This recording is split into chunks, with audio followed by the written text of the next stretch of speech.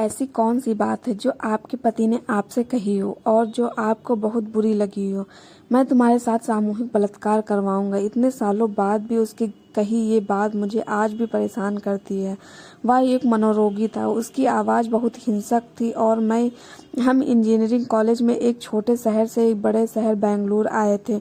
वह मेरा पति नहीं, बॉयफ्रेंड था। उसने मुझे अपने सभी दोस्तों के से बात करने से मना कर दिया था। फर्स्ट ईयर में मेरे कई दोस्त थे, लेकिन अब मैं बिल्कुल अकेली हो चुकी थी। जब मैं सलवार कमीज पहनती थी तो वह कहता था कि तुम आंटी या उसकी माँ की तरह लगती हो, और अगर मैं जीन्स और टी शर्ट पहनती तो वह मुझे फूहड़ कहता था।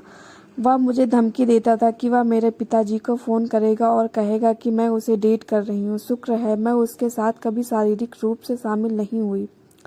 उसने एक और लड़की को डेट किया जो मेरे जैसी ही अनजान थी। वह हम दोनों के साथ खेल रहा था। इससे पहले कि मैंने उसके साथ संबंध तोड़ने की कोशिश की तो उसने मुझे 25,000 रुपये देने के लिए कहा, क्योंकि उसने दावा किया कि वह राशि है जो उसने मेरे लिए लंच खरीदने और फिल्मों में जाने आदि के खर्च किए। एक छात्र के रूप में यह मेरे लिए बहुत सारा पैसा था। वह अपनी रेड अपाची पर मेरे हॉस्टल के सामने खड़ा रहता था और मुझे फ़ोन करके मुझ पर हिंसक रूप से चिल्लाया करता था। वह धमकी देता था कि वह हॉस्टल में घुस जाएगा और मुझे घसीट कर बाहर निकालेगा, जिसके कारण निश्चित रूप से मुझे शर्मिंदा होना पड़ेगा और रहने के लिए जगह भी खो दूंगी।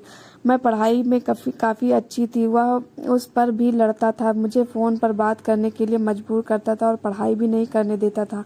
उसने मुझसे हमेशा झूठ बोला कि वह एक बहुत अमीर परिवार से है और उसकी माँ लंदन में रहती है, क्योंकि उनके पास भारत और लंदन में कई निर्माण व्यवसाय थे। इस पर उसने एक बार कबूल किया कि उसने झूठ बोला था और अब उसे इस पर खेद है। बाद में वह बार बार इसी तरह की कहानियां बनाता था और जिससे मुझे लगने लगा कि उसे मानसिक परेशानी है। वह शारीरिक रूप से भी आकर्षक नहीं था।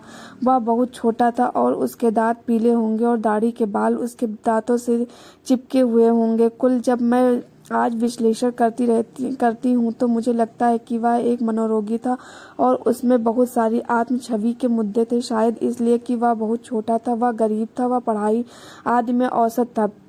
अंत में उसने मुझसे 4 साल बाद संपर्क किया और यह पूछा कि क्या मैं उससे शादी करूंगी, और उसे इस बात का अफसोस है कि उसने मेरे साथ क्या किया। मैंने उसे वह सब कुछ याद दिलाया जो उसने मेरे साथ किया था और शादी के प्रस्ताव से इनकार कर दिया। आज मुझे हर दिन पछतावा होता है कि मुझे अपने लिए खड़े होने की हिम्मत थी।